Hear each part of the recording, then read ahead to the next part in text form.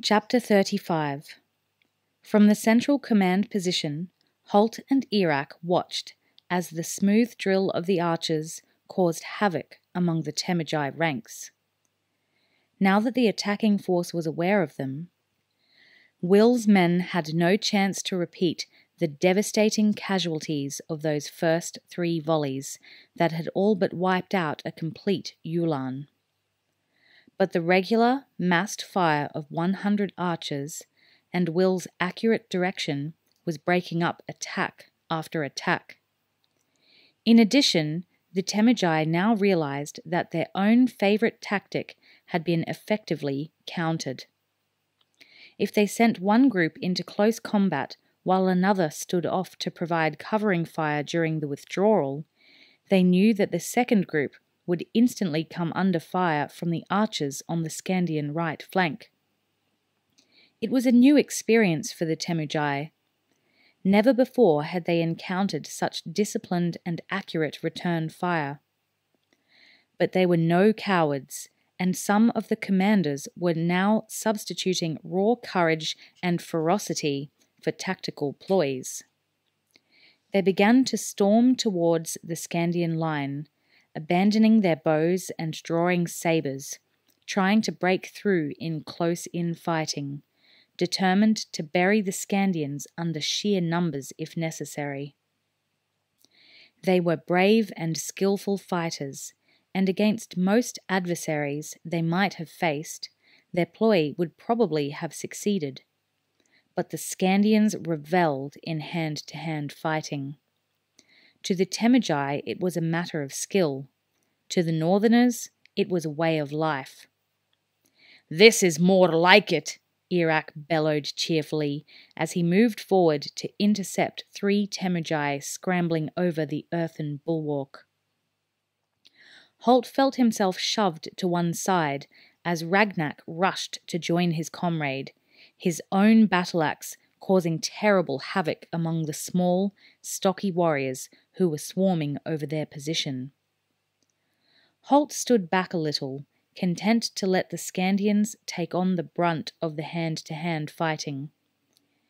His gaze roamed outside the area of immediate engagement until he saw what he was looking for.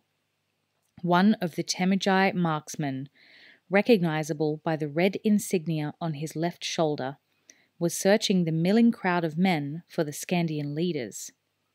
His eyes lit on Ragnak as the Obial called more of his men into the breach the Temujai had forced.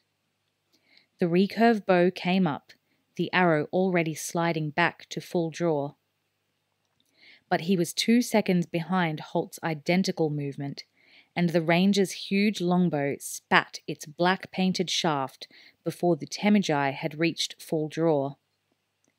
The rider never knew what hit him as he tumbled backwards over the withers of his horse. Suddenly, the savage little battle was over, and the surviving Temujai were scrambling back down the earth slope, capturing any horses they could and hauling themselves into the saddles. Ragnak and Iraq exchanged grins. Iraq slapped Halt on the back, sending him reeling. "That's better," he said, and the Obial growled agreement. Halt picked himself up from the dirt. "I'm so glad you're enjoying yourself," he said dryly. Iraq laughed, then became serious as he nodded his head towards the right flank and the small group of archers, still pouring steady fire into the attackers. "The boy has done well," he said. Halt was surprised to hear there was a note of pride in his voice. "I knew he would," he replied quietly, then turned as Ragnak dropped a ponderous arm around his shoulders. He wished the Skandians didn't have to be quite so touchy-feely in expressing their feelings. Built the way they were, they put normal people at risk of serious damage. "I've got to admit it, Ranger, you were right," the Obial said. He swept his arm around the fortifications. "All of this, I didn't think it was necessary, but I can see now that we would never have stood a chance against those devils in an open conflict. As for your boy and his archers," he continued, gesturing towards Will's position, "I'm glad we looked after him when we first caught him." Iraq raised one eyebrow at that. It had caused him considerable anger that Will had been assigned to the freezing conditions of labour in the yard, an assignment that should have meant almost certain death. He said nothing, however. He assumed that being supreme leader gave one a license to forget uncomfortable events from the past. Halt was studying Will's position with a critical eye. The defensive line in front of the archers was still well manned. Of all the Skandian positions, it seemed to have suffered the lowest number of casualties. Obviously, he thought, the Uhlans were avoiding direct confrontation at that point. They'd seen what had happened to the troop that had charged directly at the archers. But he knew that the Temujai general couldn't allow this situation to continue. He was losing too many men, both to the constant volleys of arrows and in the desperate hand-to-hand fighting with the Skandians. Soon, he would have to do something to nullify the unexpected problem posed by the archers. He would have been interested, but not surprised, to know that Haskam's thoughts were running on pretty much the same lines. The general cursed softly as he studied the casualty reports brought in by his staff. He turned to Nitzak, his deputy commander, and indicated the sheet of parchment in his hand. "We cannot go on like this," he said softly. His deputy leaned towards him, turning the sheet of hastily scribbled casualty figures so that he could read it. He shrugged. "It's bad," he agreed, "but not disastrous. We still have the numbers to defeat them, archers or no archers. They can't stand against us indefinitely." But Haskam shook his head impatiently. Nitzak had just confirmed what he had always suspected. His deputy was a capable leader in the field, but he lacked the overview necessary to make him a commanding general. "Nitzak, we've lost almost 1,500 men, either killed or wounded.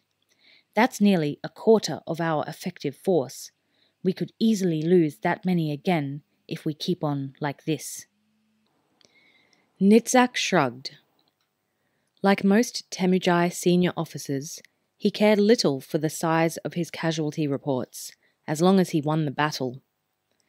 If Temujai warriors died in battle, he thought, that was their role in life. Haskam saw the gesture and correctly interpreted the thinking behind it.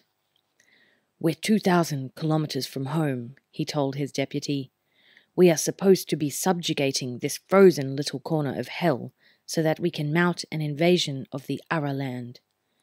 How do you propose that we do that with less than half the force we started with?" Again, Nitzak shrugged. He didn't really see the problem. He was accustomed to victory after victory, and the idea of defeat never occurred to him. "We knew we'd take casualties here," he protested, and Haskam let go a string of curses in an unaccustomed display of temperament. "We thought this would be a skirmish," he spat angrily, "not a major engagement. Think about it, Nitzak. A victory here could cost us so much that we might not even make it home again." That was the uncomfortable truth. The Temujai had 2,000 kilometers to cover before they reached their homeland on the steppes once more, and all 2,000 were across hostile, temporarily conquered territories. Territories whose inhabitants might welcome the opportunity to rise up against a weakened Temujai force. Nitzak sat his horse in silence. He was angry at the tone of rebuke in his commander's voice, particularly in front of the other staff officers. It was a gross breach of Temujai behaviour for Haskam to speak to him in such a fashion. "So, what do you propose?" he asked finally. For a long time, the general didn't answer. He gazed across the intervening space to the Skandian lines, looking from the command position in the centre to the line of archers drawn up on his left, the Skandian right wing. These two positions, he knew, held the key to this battle. Finally, he turned to his deputy, his mind made up. "Strip the first 50 Uhlans of their kajin," he ordered, "and assemble them here as a special force. It's time we got rid of those damned archers."